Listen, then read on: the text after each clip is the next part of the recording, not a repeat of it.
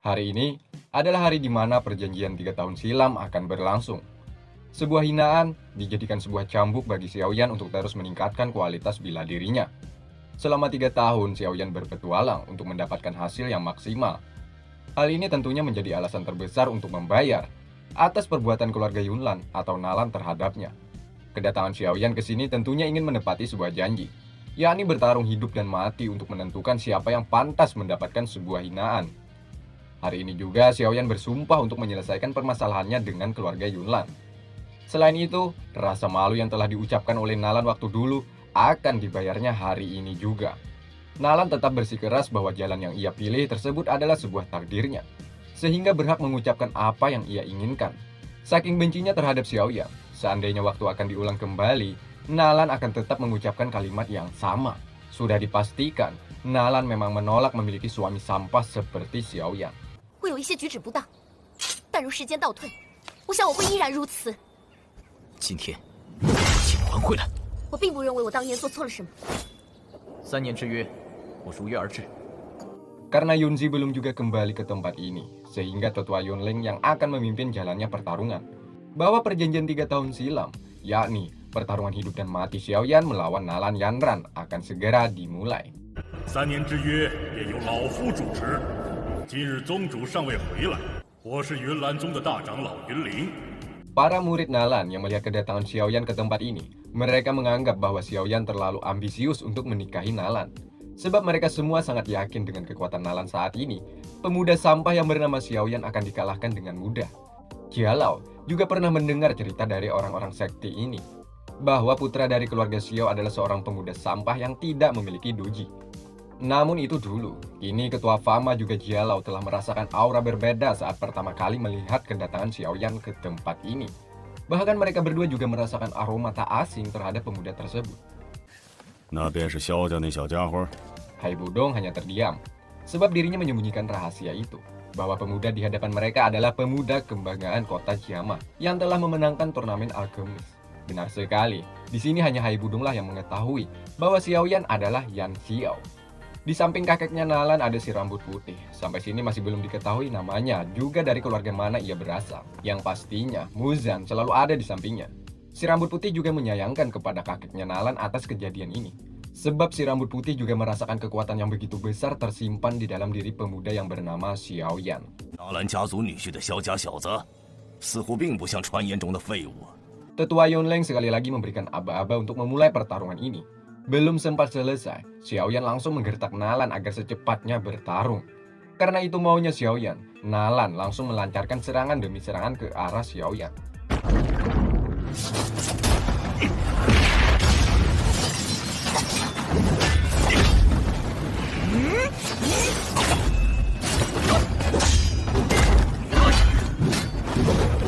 Keduanya sama-sama memiliki kekuatan yang setara. Nalan menggunakan pedang pemberian Yunzi, sementara Xiaoyan menggunakan pedang pemberian Yaolao. Tebasan demi tebasan, mereka lepaskan secara bergantian. Saat itu juga, mereka sama-sama mampu menghalaunya.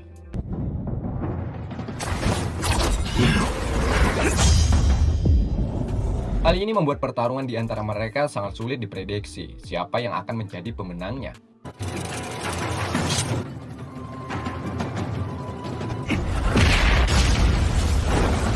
Di sela-sela pertarungan, Xiaoyan memuji keterampilan Nalan bertarung. Atas kekuatan yang dimiliki Nalan seperti ini, dia memang pantas menjadi ketua sekte Cloud Mystery. 不愧是云岚宗少宗主，这般强力的斗技。 Seusai memuji, Xiaoyan langsung menyerangnya. Sebuah pujian adalah hinaan bagi Nalan, sehingga ia mengeluarkan salah satu jurus andalannya, yakni roh angin. Hal itu tak membuat Xiaoyan kesulitan. Dengan santai Xiaoyan menghindar. 风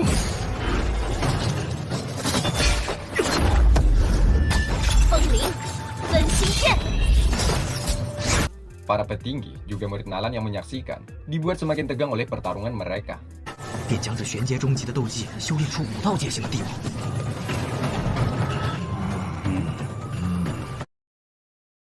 Jurus roh angin membuat pedang milik Nalan tambah banyak.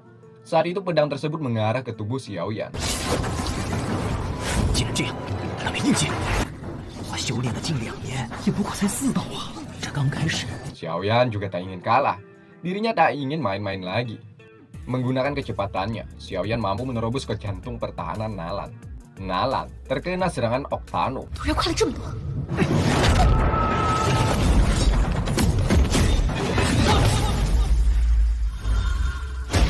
Rupanya hal itu tak membuat Nalan merasa kesakitan. Dirinya masih mampu berdiri tegap. Hal itu disebabkan karena Nalan bukan wanita kaleng-kaleng. Dirinya sudah terlatih akan serangan tersebut, sehingga tak ada luka maupun kerusakan di tubuhnya. 这并没有给纳兰嫣然造成多大的伤害。这小家伙不错呀，对了吧？ Nalan kemudian melepaskan serangannya kembali. Menggunakan teknik peringan tubuh, mampu membuatnya tak kasat mata. Nalan seakan-akan seperti angin mengitari Xiaoyan yang saat itu berdiri. 这3年云韵对他的培养，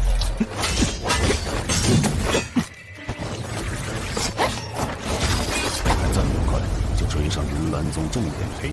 Lalu Xiaoyan juga tak ingin dipermainkan seperti ini. Ia kemudian mencoba memejamkan mata, lalu berkonsentrasi tinggi. Dan 纳兰嫣然的 keberadaan Nalan diketahui olehnya. Sementara si tangan kanan Nalan yang melihat jurus seperti itu, ia mulai ingat dan mengenalinya. Yap, Xiaoyan waktu dulu pernah melakukan teknik seperti ini. Namun ia masih ragu, dikarenakan Xiaoyan waktu itu wajahnya tertutup kain. Melihat kekuatan lawannya seperti ini, Nalan akhirnya mengakui bahwa Xiaoyan telah berubah drastis, yakni menjadi pemuda yang begitu kuat. Meski begitu, hari ini Nalan sangat yakin akan mengalahkannya. Ya, kekuatan Nalan sudah mencapai Du Grandmaster. Ya, Du Grandmaster. 真的很让我意外。看来这3年你确实变了。 Sementara Yunzi, saat itu dirinya tergesa-gesa menuju ke sekte untuk menghadiri perjanjian 3 tahun silam. Namun dirinya saat di jalan terganggu oleh bayang-bayang hitam. 3年之约应该已经开始了吧？ Kembali ke jalannya pertarungan. Wanggu sedikit terlambat datang ke tempat ini. Di sini ia juga bertemu dengan Hai Budong untuk pertama kalinya. Betapa segannya Wanggu saat berhadapan dengan Kaisar Es ini. Sedangkan Xiaoyan dan Nalan sama-sama mengeluarkan kekuatannya untuk saling serang satu sama lain.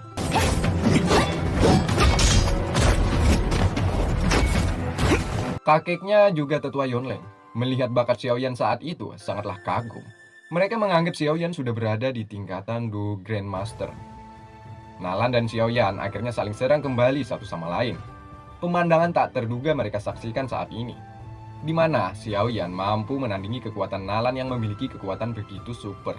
Ya, keduanya sama-sama memiliki kecepatan baik menyerang maupun bertahan. 我的生命，我绝不会留手，我会证明我当年的决定是正确的。今日的我就代表着云岚宗，当年的是是非非。 Para petinggi yang melihat pedang Xiaoyan tentunya menuai sebuah tanda tanya. Sebab dari gerakan Xiaoyan bertarung, tentunya pedang tersebut memiliki bobot yang begitu berat. Benar sekali, secara tak terduga, Xiaoyan mampu menjatuhkan Nalan ke tanah dengan serangannya.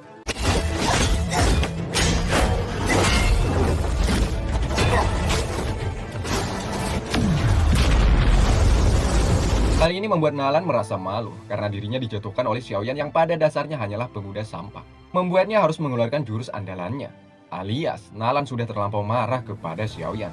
Dirinya mengeluarkan kartu asnya. 定胜负吧！终于使用底牌了吗？这个萧家小子真的很强啊！ Melihat situasi seperti ini, mau tidak mau, Xiaoyan juga harus mengeluarkan kartu asnya, yakni kekuatan inti api. Atas hal ini, membuat semuanya pun mengetahui bahwa Yan Xiao yang mereka kenal, ternyata dia adalah Xiaoyan. 把大家都耍了，说那燕萧就是萧炎。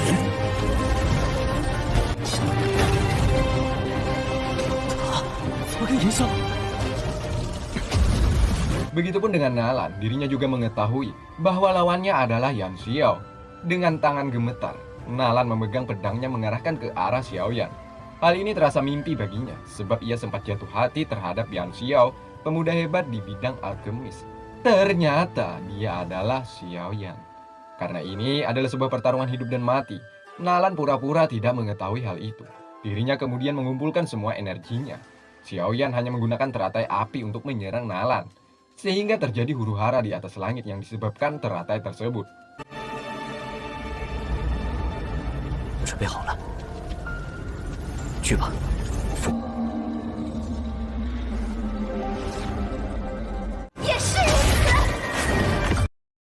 Para murid Nalan mencoba menahan serangan tersebut agar tidak mengenai gurunya secara langsung. Percuma, itulah kata yang pas saat ini. Pertahanan mereka tak kuat menahan beban serangan yang dilepaskan oleh pemuda sampah yang bernama Xiaoyan. 去吧，佛怒火莲。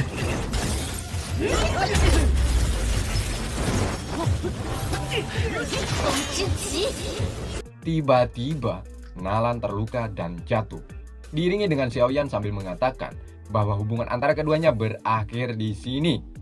Saat kata terakhir terucap, saat itulah Xiaoyan langsung melepaskan sebuah pukulannya ke arah Nalan. 比尔有所看低你，事实已经证明。 Membuat semua orang yang ada di sini tak percaya dengan kekuatan Xiaoyan saat ini, coy. Di usia muda, Xiaoyan sudah mencapai tingkatan begitu tinggi. Atas kekalahannya, Nalan pun menyadari perbuatan yang ia lakukan 3 tahun silam telah melampaui batas.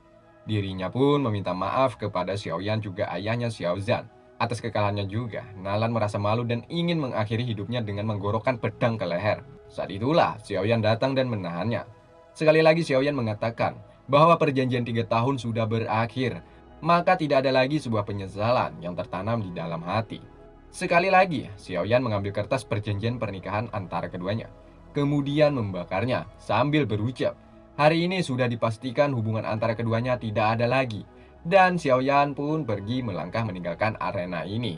Kata itu sudah cukup untuk membayar kesombongan Nalan waktu itu, di mana pemuda yang dikenalnya sebagai seorang sampah berubah drastis menjadi pemuda perkasa sungguh luar biasa. Ya, Xiaoyan sangat puas karena hari ini ia mampu membayar semua ucapan Nalan waktu silam. Selain itu, ia patut berterima kasih kepadanya. Seandainya tidak dihina olehnya, bisa saja Xiaoyan tak sekuat yang saat ini, coy. Tiba-tiba, si tangan kanan Nalan mencoba mengungkit masa lalu, di mana ia mengatakan Mo Cheng telah dibunuh oleh Xiaoyan. Ya, Mo Cheng, salah satu orang penting dalam dunia bisnis sekte ini. Karena kekuatan yang dikeluarkan saat ini sama persis kekuatan yang mengalahkan Mo Cheng saat itu, yakni kekuatan inti api putih. Di mana saat ini yang mereka tahu hanya Xiaoyan lah yang mampu mengendalikan kekuatan tersebut. Sekali lagi, Xiaoyan mengelak. Di dalam dunia bukan dirinya saja yang mampu mengendalikan kekuatan tersebut. Atas tuduhan ini sangatlah tidak masuk akal baginya. Setelah mengatakan hal itu, Xiaoyan kemudian melanjutkan langkahnya untuk pergi meninggalkan tempat ini. Perbuatan Xiaoyan itu dianggap telah merendahkan sekte ini. Ya, tetua Yunling merasa masalah belum selesai. Xiaoyan seenaknya saja ingin pergi dari tempat ini, sehingga ia menyuruh para prajurit sekte ini untuk menyerangnya. Namun para prajurit ini tak ada apa-apanya bagi Xiaoyan. Para prajurit tidak mampu mengalahkan Xiaoyan, sehingga Yunling memanggil 3 Do Huang untuk mengalahkannya.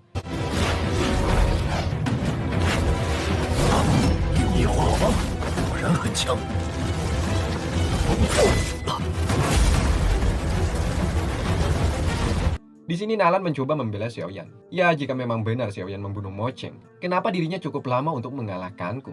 Secara akal, jika Xiaoyan mengalahkan Mo Cheng, seharusnya mengalahkan Nalan hanya cukup hitungan detik saja. Namun Yunling tak mendengarkan pembelaan Nalan tersebut. Dirinya terus memerintahkan ketiga Do Huang untuk membunuh Xiaoyan. Xiaoyan, 3位斗王强者。 Ya, ketua Fama yang melihat Xiaoyan dalam masalah, dirinya dilema. Niat hati ingin menolong Xiaoyan, sebab guil mereka berhutang budi terhadapnya. Namun di lain sisi, jika ia menolongnya, maka hubungan antara guilnya dengan sekte ini akan luntur. Alhasil, ketua Fama hanya bisa menyaksikan pertarungan ini. 击杀墨城时的那种实力，想必今日也只能有算是我也要被拖延上一阵。 Di mana keselamatan Xiaoyan saat ini berada di ujung tanduk. Dirinya sudah terkurung oleh serangan mereka.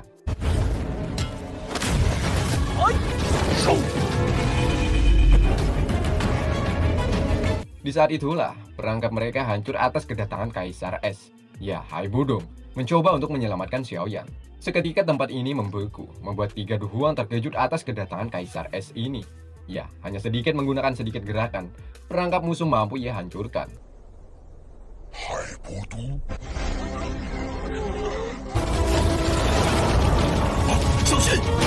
Ketua Fama juga Jialau semakin penasaran akan kedekatan Xiaoyan dengan Hai Budong ini.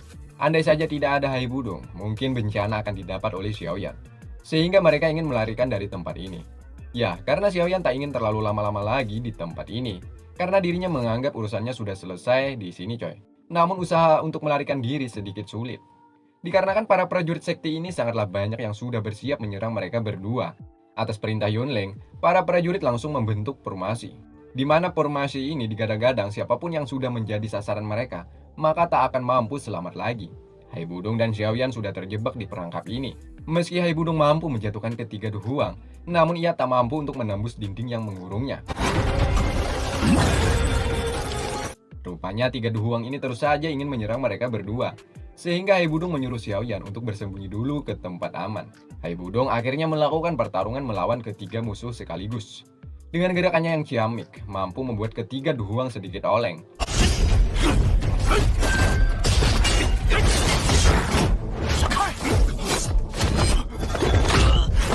Sementara Xiaoyan, rupanya keselamatannya juga terancam. Dirinya malah diserang oleh Yonleng. Ya, dengan kecepatannya, Xiaoyan pun akhirnya mencoba untuk lari dari kejaran tetua ini.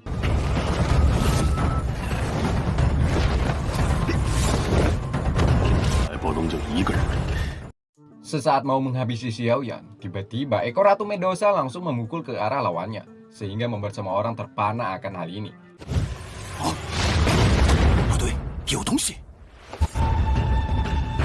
Ya, mereka yang menyaksikan hal ini tentunya berasumsi bahwa kekuatan yang barusan keluar itulah pembunuh Moching yang sebenarnya. Kemudian Xiaoyan memberikan ular kecil ini pil kesukaannya.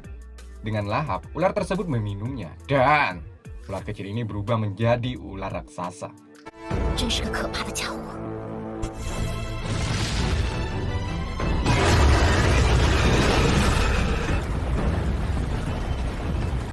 Di mana di dalam diri ular tersebut terdapat roh Ratu Medusa. Untuk kesekian kalinya, semua yang menyaksikan hal ini terkejut tak percaya akan kekuatan yang disembunyikan Xiaoyan.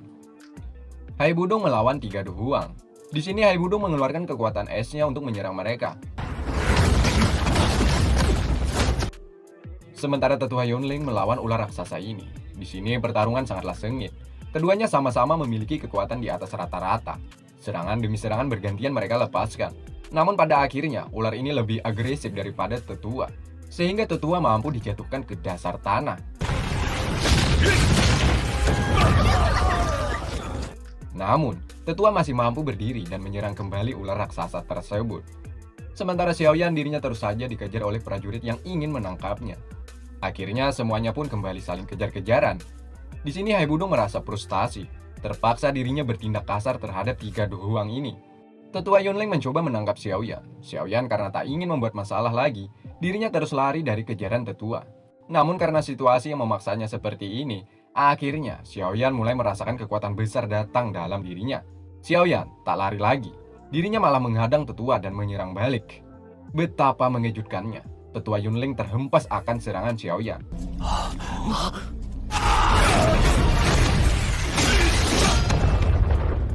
Dan Yonleng pun mengeluarkan darah. Sekali lagi, Yonleng berdiri dan menyuruh prajuritnya untuk mengeluarkan jurus andalannya, yakni jurus awan penyelimut matahari. Dengan sigap, para prajurit pun langsung menuruti arahan tetua.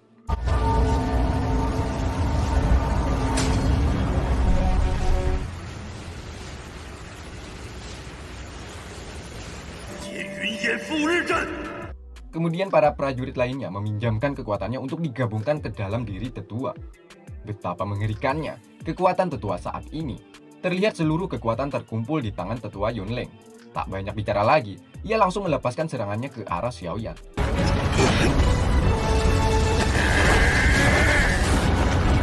Tiba-tiba, ular raksasa mampu melindunginya. Akibat serangan itu membuat tubuh ular sedikit terluka. Namun dengan cepat Xiaoyan langsung mengobati luka tersebut. Sekali lagi, kini dengan kekuatan yang 2 kali lebih kuat dari sebelumnya, tetua langsung melepaskan serangannya. Namun hal itu masih mampu dihalau oleh Hai Budong yang juga datang menyelamatkan Xiaoyan. Sesaat mau mengeluarkan seluruh kekuatannya, tiba-tiba perangkap tempat ini seketika pecah atas serangan dari luar. Ya, di sini hanya ada suara yang membuat para petinggi takut dan bingung. Di mana suara tersebut berbunyi, perilaku tetua Yonleng sangatlah memalukan. Dia tidak pantas menjadi tetua agung di tempat ini karena terlalu egois. Di mana hanya untuk mengalahkan pemuda yang masih berumur belasan tahun, memerlukan seluruh tenaganya untuk menjatuhkan Xiaoyan. Yonleng yang mendengar itu hanya bisa menatap ke arah langit. Siapa dan dari mana suara itu keluar?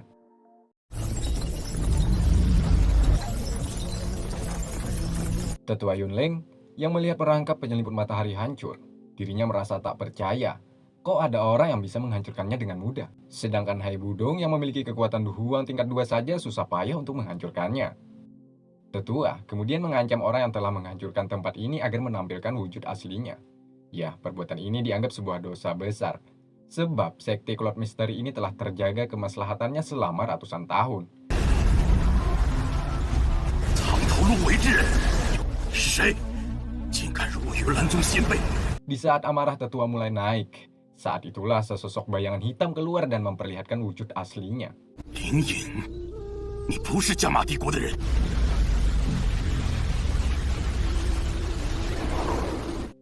Namanya Ling Yang, pria bertopeng yang memiliki kekuatan begitu besar. Ya, benar sekali. Dia telah diutus Sun Er untuk menyelamatkan Xiaoyan dari huru-hara ini. Tetua, setelah melihat sesosok pria bertopeng ini, dirinya langsung merasakan aura pembunuh. Tidak salah lagi, Ling Yang adalah seorang praktisi. Atas kejadian ini, Tetua langsung mengajaknya bicara agar suasana kembali dingin. Tetua meminta Ling Yang untuk tidak ikut campur dengan urusan mereka saat ini. Jika menurutinya, maka Yingleng akan mendapatkan sebuah tempat spesial di Cloud Misteri ini. 当时他对你并无杀意，你倒是挺会说话，不过可惜了，老夫受人之命，还请不要插手。事后我云岚宗定会将阁下视为上宾。 Tetua Yunleng rupanya sangat pandai dalam hal rayu-merayu. Namun hal itu tidak berpengaruh terhadap Ling Yang. Karena sebelumnya ia telah diperintahkan Sun Er untuk menyelamatkan Xiaoyan dari tempat ini. Sehingga Lin Yang menolak mentah-mentah ajakan dari Tetua Yunleng. Xiaoyan juga Hai Budong yang melihat sesosok pria bertopeng ini lantas saja mengingatkannya dengan masa lalu.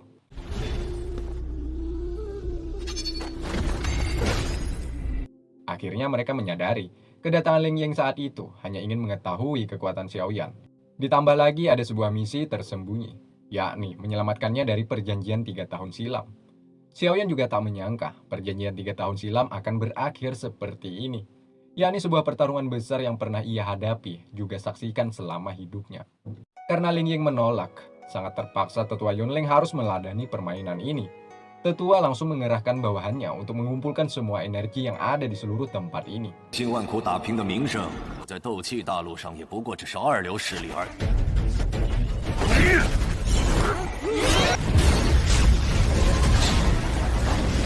Terlihat di atas langit, sebuah cahaya besar mengitari tempat ini.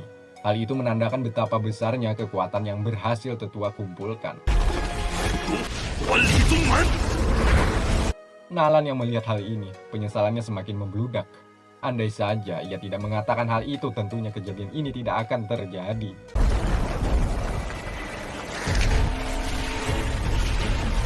Begitupun dengan kakek juga ayahnya. Mereka berdua tak bisa berbuat apa-apa lagi. Mereka hanya bisa menyaksikan sampai salah satu di antara keduanya ada yang menyerah. Ling Yang yang melihat kekuatan Tetua, dirinya tak ada rasa takut sedikit pun. Malah dirinya menyerang balik Tetua dengan menggunakan jurus 1000 bayangan.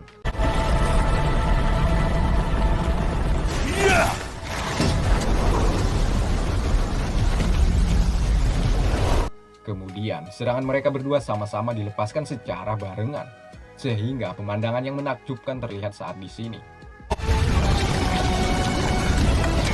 倒是有几分能耐，难怪如此猖狂。还是再等等，先不要轻举妄动为好。 Ketua Fama juga Jialau masih ragu. Apakah mereka akan ikut campur atau tetap diam menyaksikan pertarungan mereka? Pada akhirnya, mereka berdua memilih jalan yang terbaik, yakni duduk dan menyaksikannya saja. Sementara di tengah arena, terjadi pertarungan begitu sengit, di mana serangan Tetua mampu ditahan oleh 1000 bayangan milik Ling Yang. Bukan hanya menahan, Ling Yang juga mampu menghancurkan serangan milik Tetua.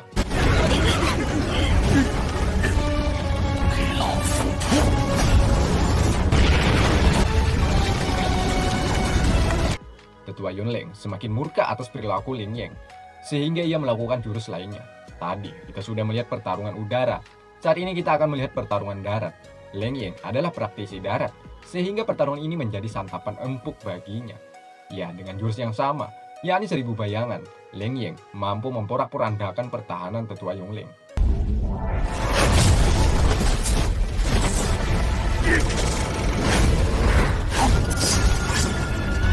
Kiri, kanan, atas, bawah, samping, bahkan dari segala arah, semua serangan Leng Ying menembus pertahanan tetua. Sebagai bonusnya, tetua mendapatkan serangan yang begitu menyeramkan.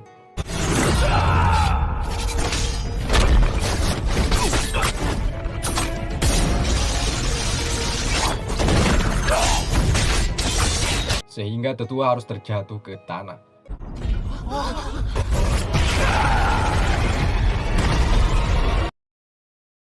Semua yang menyaksikan hal ini sungguh tak percaya atas apa yang mereka lihat saat ini, di mana tetua Yongleng yang memiliki kekuatan begitu super mampu dijatuhkan oleh Leng Ying. Sudah dipastikan kekuatan Leng Ying berada di Duhuang tingkat 7.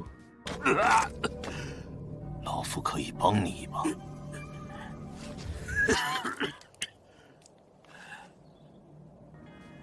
Rupanya tetua tak menyerah begitu saja atas perbuatan yang telah dilakukan Leng Ying.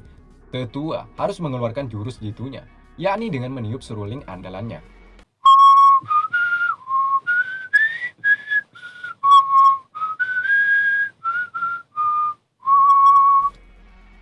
Atas hal itu, membuat semuanya tak percaya, di mana jika seruling tersebut ditiup, maka tetua dari segala tetua agung Cloud Misteri akan muncul.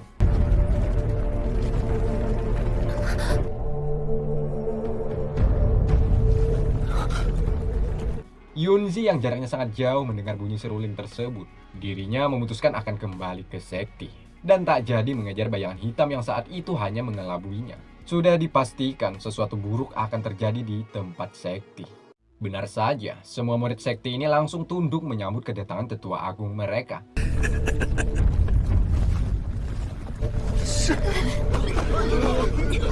Terlihat di atas langit sebuah cahaya muncul mengarah ke arah sekti.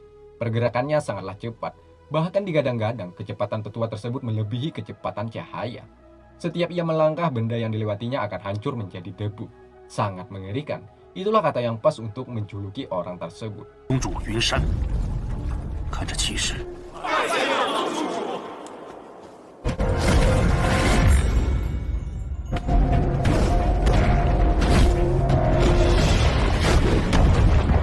Namanya Yunsan. Dia adalah tetua agung yang terbangun dari pertapaannya.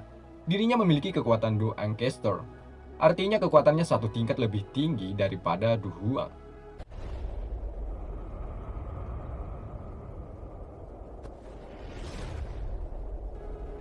Yunsan kemudian menanyakan kepada Yongleng, sebab sangat berani memanggilnya untuk datang ke sini. Dengan wajah bonglonnya, pertama-tama tetua meminta maaf karena telah lancang memanggil Yunsan untuk datang ke sini. Namun, dikarenakan situasi seperti ini, di mana kita lihat kehancuran di sekte ini sudah sangatlah parah. Ya, tetua memfitnah Xiaoyan, ular putih, Hai Budung, juga Leng Ying telah menghancurkan tempat ini. Mereka berempat difitnah oleh tetua Yongleng atas penyebab kehancuran tempat ini. Di mana tempat ini adalah sebuah tempat yang didirikan oleh tetua Yunsan dan leluhur sebelumnya. Yunsan kemudian menanyakan kepada Xiaoyan, apakah benar yang telah dikatakan Yongleng sebelumnya? Meski Xiaoyan nanti berkata jujur, pasti Yunsan tak akan percaya juga ya kan? Sehingga ia hanya berkata seadanya. 你并没有什么反驳的吧？你便是萧炎吧？ Hal itu membuat Yunsan sangatlah marah terhadap Xiaoyan. Hai Budong dan Leng Ying mencoba menyelamatkan Xiaoyan dan menyuruhnya untuk lari bersama ular putih. 最后时机到了，就知道。带着那只大蛇快走！ 你们一起吧。 Ya, mereka berdua mencoba untuk melawan Yunsan. Namun rupanya kekuatan mereka berdua hanya secuil debu. Dengan mudah, Yunsan mengalahkan mereka berdua. 好强！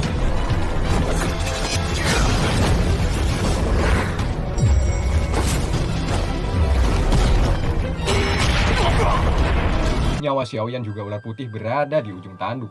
Saat itu mereka berdua diserang oleh Yunsan. Kecepatan mereka kalah jauh dengan kecepatan Yunsan. Sehingga dengan mudah ular putih juga Xiaoyan dijatuhkannya.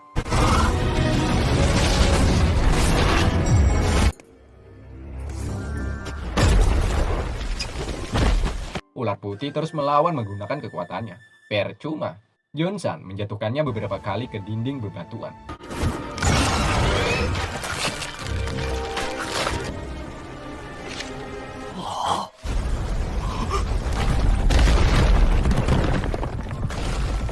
nyawa Xiaoyan sangat mustahil bisa diselamatkan. Dirinya berada dalam masalah besar, di mana Yunsan sudah bersiap untuk membunuhnya.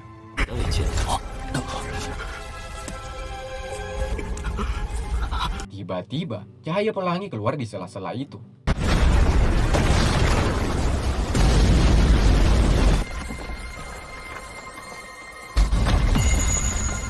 Ya benar, Ratu Medusa muncul dengan wujud yang sempurna. Berkat pil pemberian Xiaoyan sebelumnya, Ratu Medusa tak lagi memiliki kaki ular seperti episode sebelumnya. Yunsan yang melihat kedatangan Ratu, dirinya pun tidak berani menyentuh Xiaoyan. Sebab Ratu Medusa juga memiliki kekuatan yang sama persis dengannya. Saat di sini Ratu meminta Yunsan untuk membiarkan mereka pergi dari tempat ini. Tanpa panjang lebar lagi, Yunsan mempersilahkan mereka pergi dari tempat ini. 老家伙，刚才打得爽了吧？ Tanpa sepengetahuan Ratu Medusa, Yunsan mengancam Xiaoyan. Jika sekali lagi mengganggu tempat ini, maka dirinya tidak akan mengampuninya lagi. 如果日后再是如此，就算有美杜莎女王护着你，老夫也绝不善罢甘休。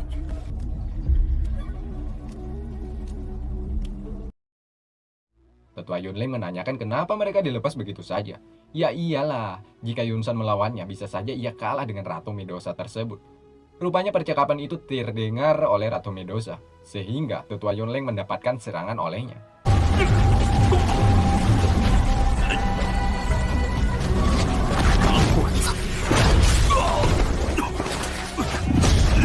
Pada akhirnya Xiaoyan, Hai Budong, juga Ling Yang bisa terselamatkan. Tak lama pertarungan selesai, Yunzi datang ke tempat ini dan menanyakan apa yang telah terjadi sehingga sekte ini rusak begitu parah. Rupanya Yunzi masih belum ditakdirkan untuk bertemu Xiaoyan saat di sini. 和老师说说发生什么事了。好了好了，嫣然，不要哭了。 Singkatnya Yunzi menceritakan tentang semua yang telah terjadi, sehingga ia terlambat datang ke sekte untuk menyaksikan pertarungan Nalan. Saat menuju ke tempat ini, dirinya bertemu dengan bayangan hitam. Hal itulah membuat rasa keingintahuannya untuk mencari siapa dan dari mana bayangan tersebut berasal. Dengan lapang dada, Yunsan memaafkan kejadian tersebut. 戒备，这女人可不是什么善类。 Sementara Xiaoyan akhirnya berpisah dengan Hai Budong, karena perjanjian mereka hanya 1 tahun saja agar Hai Budong untuk menjaganya. Begitupun dengan Ling Ying, dirinya juga memutuskan untuk meninggalkan mereka berdua. Sampai sini, Xiaoyan masih belum mengetahui bahwa yang mengutus Ling Ying adalah Sun Er. Sedangkan Ratu Medusa memerintahkan kepada Xiaoyan untuk mendapatkan pil roh jiwa untuknya. Sebab tinggal beberapa resep lagi, pil yang didapat oleh Xiaoyan akan jadi sempurna. Xiaoyan meminta waktu 3 tahun untuk menemukan resepnya. Sebab pil tersebut sangatlah langka, sehingga sangat sulit untuk didapatkan. Karena Ratu Medusa sebenarnya tak suka dengan negosiasi, akhirnya Ratu Medusa memberi waktu 1 tahun saja. Selama itu juga, Ratu akan selalu melindungi Xiaoyan jikalau dalam keadaan genting. Namun jika selama 1 tahun tidak mendapatkan hasil yang diinginkan Ratu, maka Xiaoyan akan dibunuhnya. 是件极为繁琐、耗神之事。我又出现。 Perjanjian yang sangat mengerikan. Kembali ke sekte, di sini Tetua Yunlin bersama 2 bawahannya ingin membalaskan dendam perbuatan Xiaoyan yang telah berani mengacak-ngacak sektinya. Ya, rencananya mereka akan menyerang ke kediaman keluarga Xiao. Saat di pasar, terlihat jiwa asli Ratu, di mana semua pengunjung berbondong-bondong berjejal di tengah pasar. Selain itu, mereka juga memandangi wajah ayu Ratu Medusa.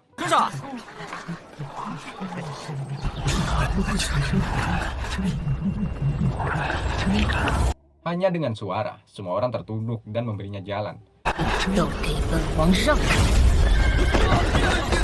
Atas kejadian ini, Xiaoyan memohon kepada Ratu untuk tidak mengeluarkan jiwa aslinya. Singkatnya, mereka mencari resep untuk menyempurnakan pil roh untuk Ratu. Semua toko obat mereka datangi, namun tak menemukan titik terang. Betapa langkanya benda yang Ratu inginkan saat ini.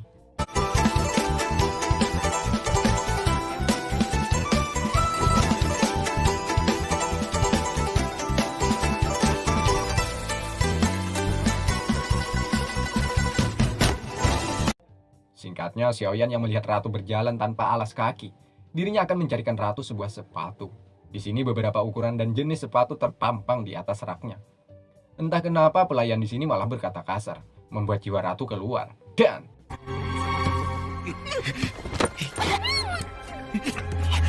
betapa takutnya si pelayan ini. Sehingga ia mengeluarkan sepatu langka, sepertinya sangat pas untuk sang ratu. Tak lama dari itu ada seorang preman bersama pacarnya. Karena merasa jago, dirinya mengancam pelayan dengan menodongkan pisau ke arahnya dan meminta sepatu secara gratis. Dengan rasa takut, akhirnya pelayan membiarkan memilih sepatu yang mereka inginkan.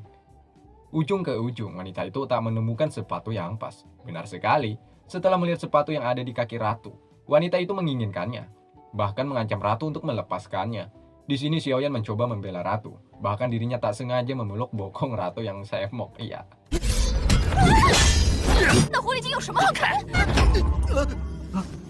Sehingga Xiaoyan ia tendang ke arah luar.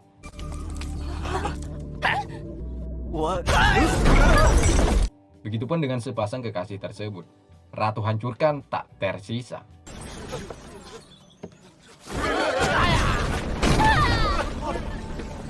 Malam harinya Yunleng dan bawahannya menyerang ke kediaman keluarga Xiao. Di sini ia menghancurkan, juga membunuh semua yang ada di sini.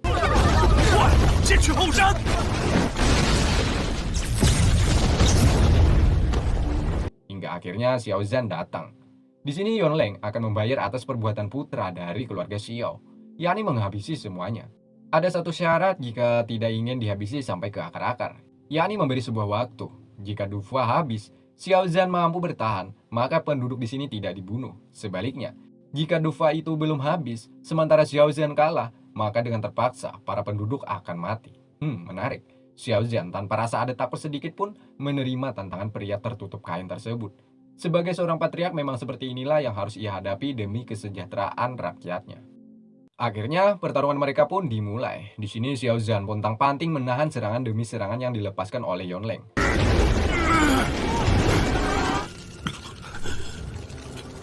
Meski mempertaruhkan nyawa, Xiao Zhan tetap terus bangkit dan melawan.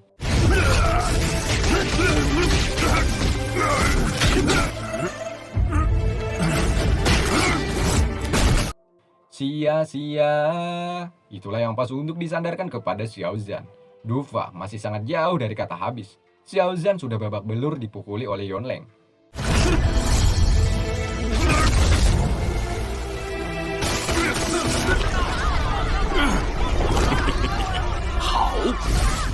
Karena Dufa belum habis, Xiao Zhan tak juga berdiri. Tetua Yunleng memutuskan untuk menghabisi penduduk di sini.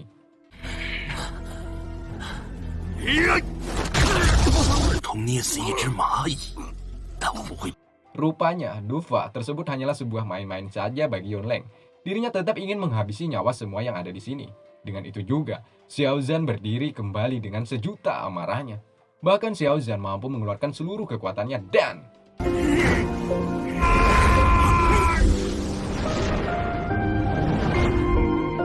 Hal itu membuat Yunleng terluka. Dengan itu juga Xiao Zhan lari untuk pergi ke sebuah gunung. Ya, tujuan ini agar penduduknya bisa selamat dari amukan ketiga manusia bertopeng ini. Xiao Zhan memilih terjun ke dasar jurang daripada mati di tangan mereka.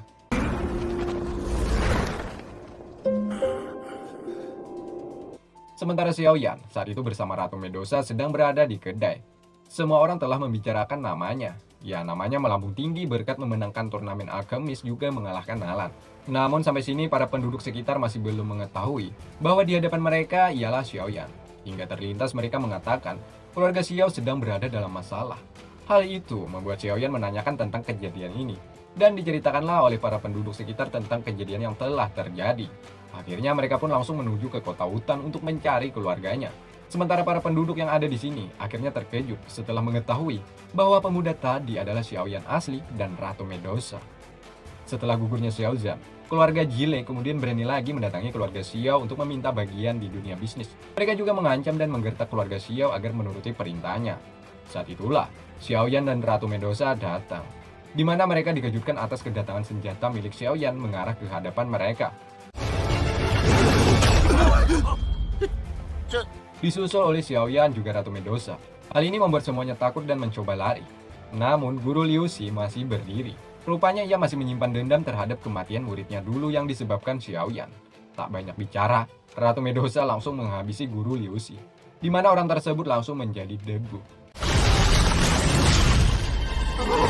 Begitupun dengan keluarga Jile lainnya, semuanya habis tak tersisa. Di sini, kesedihan Xiaoyan kembali datang menyelimuti hatinya. Setelah mengetahui kabar tentang ayahnya masih belum diketahui.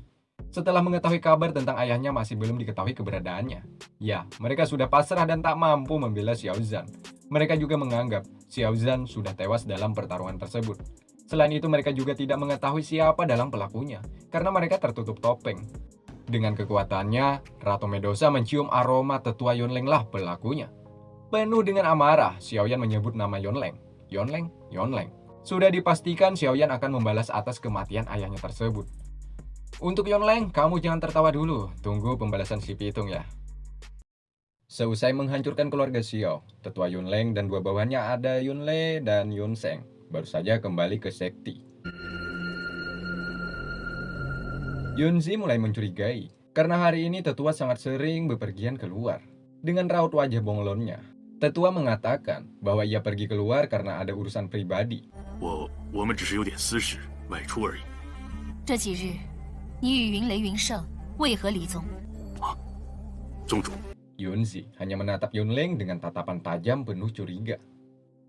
Kembali ke kota hutan, Xiaoyan diberikan pamannya sebuah benda. Ya, benda ini secara magis bisa merasakan bahwa Xiao Zhan masih hidup. Terlihat dari cahaya merah tersebut, cahayanya mulai redup, menandakan Xiao Zhan saat ini sedang berada di masa-masa kritis. 少族长， Xiaoyan berencana akan membalaskan atas perbuatan tetua Yunleng terhadap keluarganya. Wajah Xiaoyan seperti ini menandakan ada sejuta amarah yang terkumpul di benaknya. 我们不惜一切代价也要把他给救回来。那3名神秘人来自云岚宗。 Nyawa dibayar nyawa. Itulah kata yang sempat dilontarkan oleh Xiaoyan. Sampai sini, kondisi Xiao Zhan masih belum diketahui. Apakah dia masih hidup atau sudah mati? Oke, Genjut. 云岚宗首席大长老， Pamannya sedikit bingung bagaimana cara menyelamatkan Xiao Zhan dari tangan sekte Cloud Mystery. Karena ia tahu kekuatan di sana sangat mengerikan. Bahkan tidak ada seorang pun yang berhasil selamat jika terkena perangkap mereka. Ditambah lagi, kedudukan Yunleng di sekte itu sangatlah tinggi. Dia termasuk orang yang paling penting di sana. Jika keluarga Xiao memaksakan untuk menyerang, maka sudah dipastikan huru hara tidak akan pernah usai untuk selama-lamanya.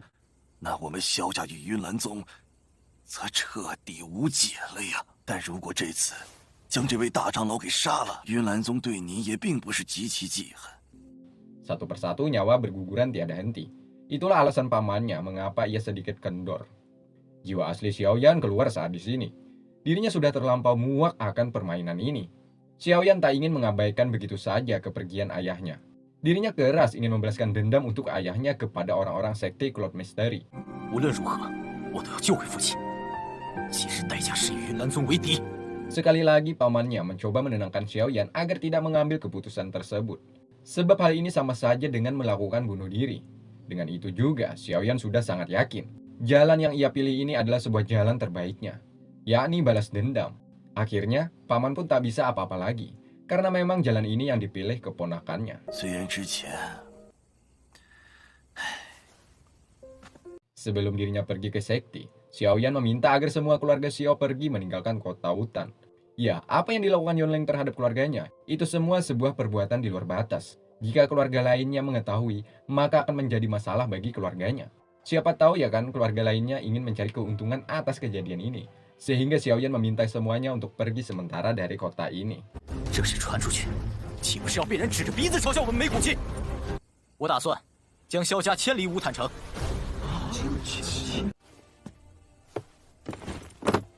Tapi, sebelum pergi, Xiaoyan meminta kepada seluruh rakyatnya untuk membuktikan bahwa keluarga Xiao masih kuat untuk bertarung. Sebagai balas dendam terhadap keluarga lainnya, di mana sebelumnya, keluarga Xiao hanya diam saja. Namun hari ini, berkat motivasi Xiaoyan, mereka mampu bangkit dan mengalahkan para lawannya. Di mana dulu mereka sempat memperlakukan keluarga Xiao dengan cara tidak baik. 本属于萧家信，倒不用担心他们会泄露我们的行踪。但实际做方式会让米特尔拍卖场打理。 Dalam 3 hari ini, Xiaoyan disibukkan untuk memindahkan keluarga Xiao. Ya, Xiaoyan mencari jalan terbaik agar keluarganya bisa selamat tanpa hambatan. Setelahnya, Xiaoyan juga memerintahkan kedua saudaranya untuk menyelinap ke sisi sekte Cloud Mystery. Ya, Xiaoyan di sini sudah menjelaskan titik terlemah tempat tersebut. Hingga malam terakhir pun tiba, di mana Xiaoyan keluarganya akan berpisah kembali. Xiaoyan memerintahkan mereka untuk bertemu kembali di kota Gurun Batu. Di sanalah nantinya mereka akan membuka lembaran hidup baru penuh dengan kedamaian. Namun sebelumnya, Xiaoyan akan menuntaskan misi balas dendam ini dulu. Jika dirinya gagal, maka harapan itu hanya sekedar angan. Sebaliknya, jika ia berhasil, maka kebahagiaan sudah pasti akan ia rasakan. Kesedihan pun kembali terpancar di wajah mereka yang melepaskan kepergian Xiaoyan tersebut. Di sanalah hidup dan mati Xiaoyan akan dipertaruhkan.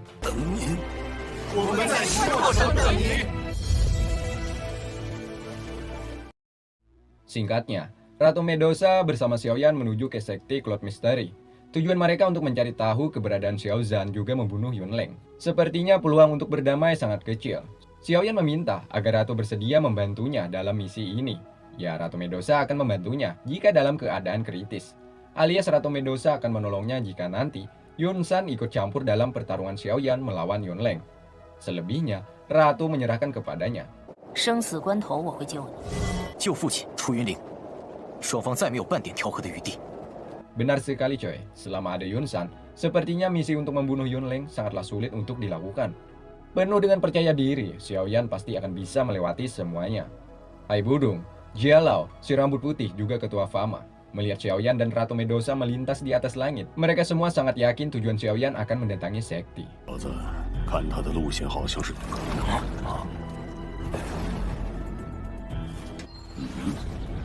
Di benak mereka pasti ada sesuatu yang terjadi.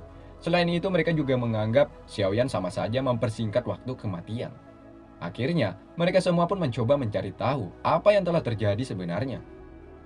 Sedangkan di sekte Cloud Mystery, seperti biasa, Yunleng memprovokasi Tetua Agung Yun Shan untuk membunuh Xiaoyan. Sebab Xiaoyan telah dianggap dalang utama atas kerusakan sekte ini. Buruknya lagi, setelah Xiaoyan berani mengacak-acak tempat ini, ditakutkan orang lain akan terpengaruh dan ikut-ikutan. Yunzi yang memiliki kepribadian yang adil, dirinya mencoba untuk mendinginkan suasana. Karena perjanjian 3 tahun sudah selesai, maka dengan itu juga masalah di antara keduanya tidak usah dipermasalahkan lagi. Yunleng tiada hentinya menghasut semua orang yang ada di sini. Dirinya kembali mengungkit atas kematian Mo Cheng yang disebabkan oleh Xiaoyan. Bawahan Yunleng juga angkat bicara. Mereka membalaskan atas kematian Mo Cheng, sehingga mereka menghancurkan kota hutan dengan penyamaran, sehingga identitas sekte ini tidak tercium oleh mereka. Di sini bawahan Yunleng hanya mengatakan bahwa mereka hanya memberi efek jera saja. Di balik itu semua, mereka menutupi perbuatan yang telah dilakukan, yakni membunuh orang-orang di sana. Yunzi marah kepada mereka, sebab yang dilakukan tetua tersebut sebuah tindakan sembrono.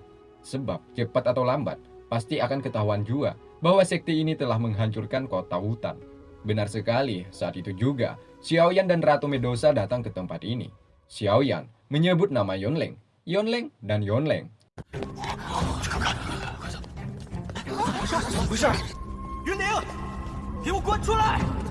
Penduduk sekte yang melihat kedatangannya lagi, hal itu sama saja cari mati. Karena sebelumnya Yun Shan telah mengancamnya, jika ia datang ke tempat ini lagi, maka akan tewas. Anak mana yang tak marah ketika ayahnya juga keluarganya dibunuh? Seperti yang dirasakan Xiaoyan saat ini, dirinya bersumpah akan membayar apa yang telah dilakukan oleh Yunleng terhadap keluarganya. Yunleng mengelak bahwa ia tak membunuh Xiao Zhan. Hal itu menambah amarah Xiaoyan membludak. Saat itulah, Yunzi hadir di tengah-tengah ketegangan.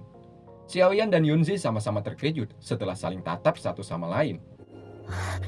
耀言，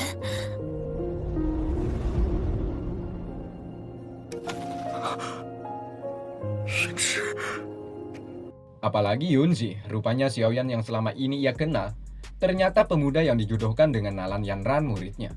Yunzi sungguh tidaklah percaya atas hal ini. Karena sebelumnya coy, Xiaoyan memakai nama samaran saat bertemu dengannya waktu dulu. Sedikit info, Yunzi mengenalnya dengan sebutan Yaoyan, sehingga tak ada sedikit pun rasa curiga terhadapnya. Atas kejadian ini membuat Yun Shan menanyakan tentang kedekatan mereka. 韵儿，你与萧炎相识， 恐怕还是叫你云岚宗宗主云韵比较好吧。 Xiaoyan langsung menjawab bahwa mereka hanya sekedar kenal saja, tidak lebih dari itu. Membuat Yunzi langsung merasa terpukul atas hal ini, sebab dirinya sempat menanam harap terhadap Xiaoyan. 我认识的那人叫云芝，我一介无名小子。 Kini Yun Shan tak lagi memberi ampun kepada Xiaoyan, meski ia dilindungi oleh sang ratu. karena Xiaoyan telah dianggap melanggar perjanjian untuk tidak lagi datang ke tempat ini. Tapi nyatanya, Xiaoyan datang dan menggertak semua yang ada di sini. Ya, Xiaoyan kemudian menjelaskan, tidak ada bara jika tidak ada api, coy. Kedatangannya ke sini ingin menanyakan keberadaan Xiao Zhan, sebab kabarnya Yunleng telah membunuh ayahnya. Mendengar itu, Yunzi langsung marah, karena tetua Yunleng sebelumnya mengatakan hanya menghancurkan bangunan saja, tapi kenyataannya membunuh orang-orang di sana. 肖战不过是个大斗师，怎么可能在你们3个斗王面前消失？给我把事情说清楚，否则我有权让你交出大长老的职位。这笔账我不找你云岚宗算，该找谁算？你说啊！ Yunsan, yang sudah terhasut akan kata-kata tetua Yunleng, akhirnya ia terlanjur benci terhadap Xiaoyan. Yunsan terpaksa akan menghabisinya, sebab Xiaoyan tak mau diajak bicara. Sebenarnya di sini Yunsan ingin memberikan kompensasi atas ulah yang dilakukan tetua Yunleng. Namun Xiaoyan menolaknya. Ya iyalah, anak mana yang mau dibayar dengan uang atas kematian ayahnya ya kan? Oke, genjot. 你们今天不给我一个交代，就是拼了这条命，我也要让你们云岚宗元气大伤。 Xiaoyan langsung mengeluarkan kekuatannya untuk menghancurkan tempat ini. Dirinya mengumpulkan semua kekuatan Flame Sword ke dalam tangannya.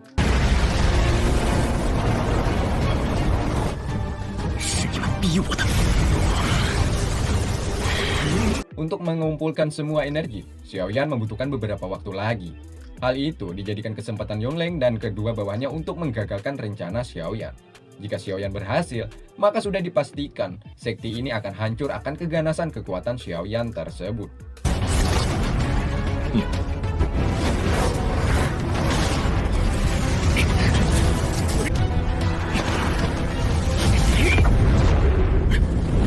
Sementara Hai Budong juga yang lain datang dan menyaksikan pertarungan ini dari kejauhan.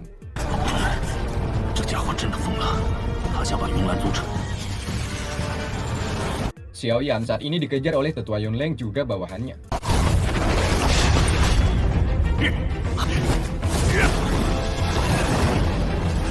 Yunsan yang melihat Yunleng tak becus menghadapi pemuda itu, dirinya pun berniat untuk turun tangan menghabisi Xiaoyan. Sehingga terjadilah sebuah ledakan, menandakan betapa kuatnya pengaruh yang ditimbulkan Yunsan.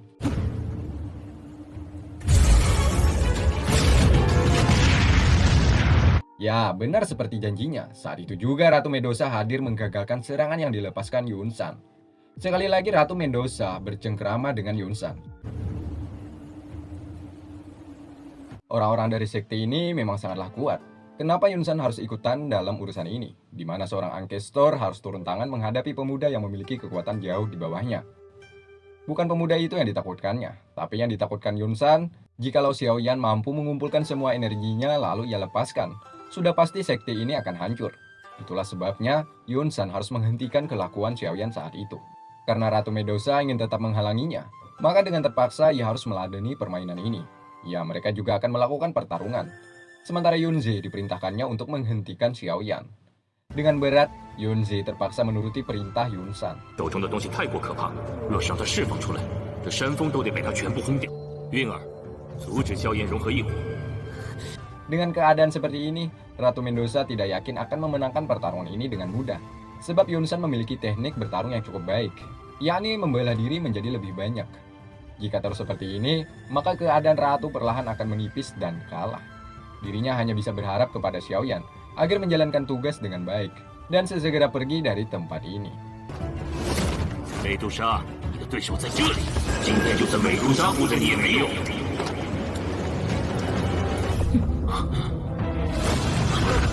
Yunzi saat itu mengejar Xiaoyan, di mana di tangannya sedikit lagi akan sempurna. Yunzi tidak berniat untuk menyerang apalagi menyakitinya, sehingga ia meminta Xiaoyan untuk menenangkan dirinya.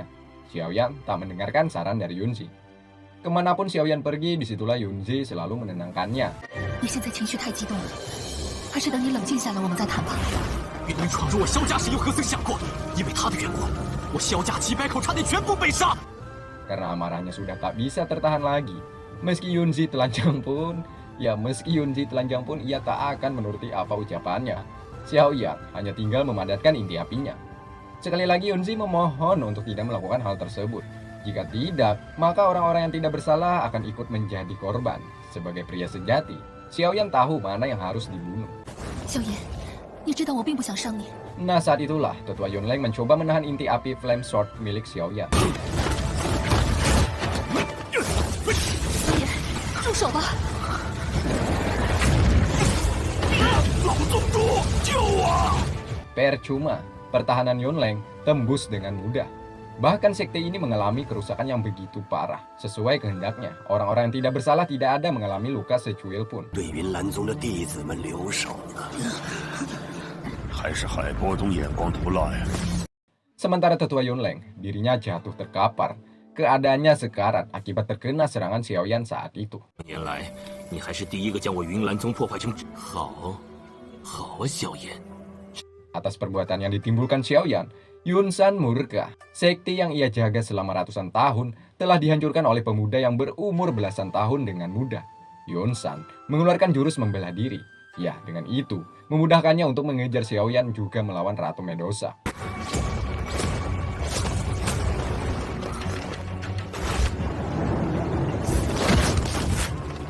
Setelah cukup lama Yunsan mengejar, nyawa Xiaoyan saat ini sudah berada di ujung tanduk. Dirinya tak bisa menghindar lagi atas serangan yang dilepaskan oleh Yunsan.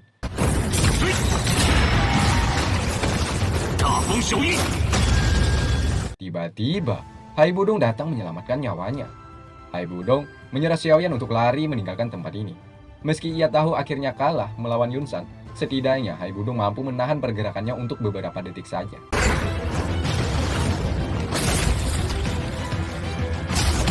Percuma saja. Yunsan saat itu mampu membelah diri dan mendapatkannya. Di mana Xiaoyan terperangkap di segel tangan angin milik Yunsan. Xiaoyan hanya bisa pasrah dan meminta maaf kepada gurunya. Petualangannya berakhir sampai di sini, sebab ia tak mampu mengalahkan kekuatan Yunsan yang begitu super. 这个输了，今天这条命真就留在这里了。 Saat itulah, suara guru Yaolao ia dengar lagi. Untuk menghadapi Yunsan, biar serahkan kepada Yaolao. Dengan sekejap, serangan milik Yunsan tersebut bisa dipadamkan oleh Xiaoyan. 小家伙，这股力量， Semua orang yang melihat hal tersebut membuat mereka tak percaya. Sudah puluhan kali Xiaoyan mengejutkan mereka dengan kekuatannya yang tersembunyi. Namun kali ini, mereka terkejutnya beberapa kali lipat. Sebab serangan Yunsan yang begitu wah. Bahkan digadang-gadang, tidak ada satu orang pun yang mampu membendungnya. Namun kali ini, Xiaoyan mampu bangkit dan berdiri kembali.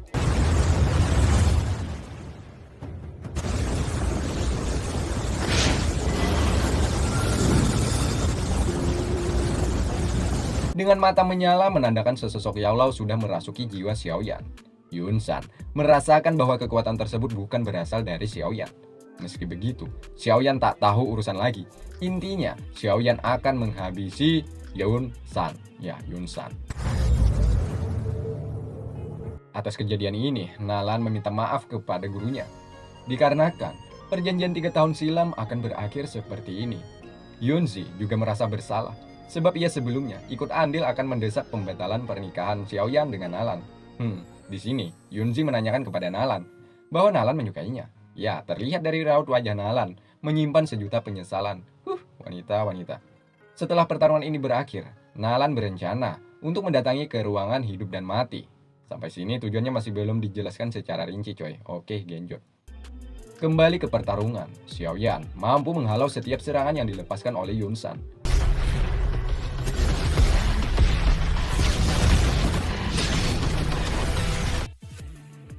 Dari segala serangan, dari berbagai serangan, Xiaoyan masih mampu menepisnya.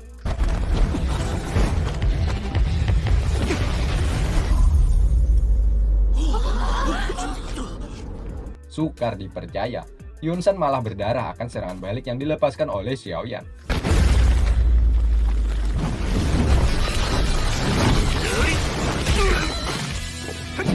Atas hal ini membuat Yunsan begitu marah. Dirinya mengeluarkan jurus yang sama dengan apa yang dilakukan oleh tetua Yunleng. Ya, namun kekuatannya jauh berbeda. Karena Yunsan sudah berada di tingkatan Ancestor, sudah dipastikan kekuatannya beberapa kali lipat apa yang dilepaskan oleh tetua Yunleng sebelumnya.